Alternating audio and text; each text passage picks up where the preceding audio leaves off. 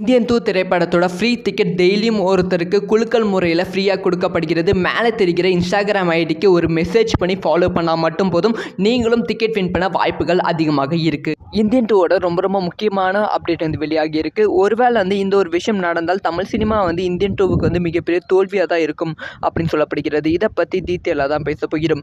Indian 2 July 12ஆம் தேதி உலகம் முழுவதும் வெளியாகிறது. இந்த திரைப்படத்துக்கு எக்கச்சக்கமான எதிர்பார்ப்பு இருக்கிறது.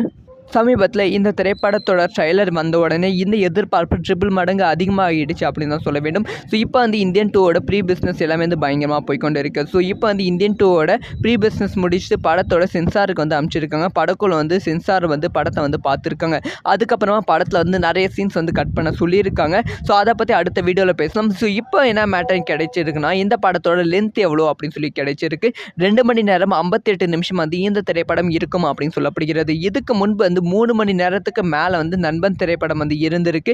சிவாஜி திரைப்படம் இருந்திருக்கு. இந்த 2 திரைப்படமுமே மக்கள் மத்தியில் ஓரளவு ஆவரேஜான ஒரு ரெஸ்பான்ஸ் தான் கிடைத்தது.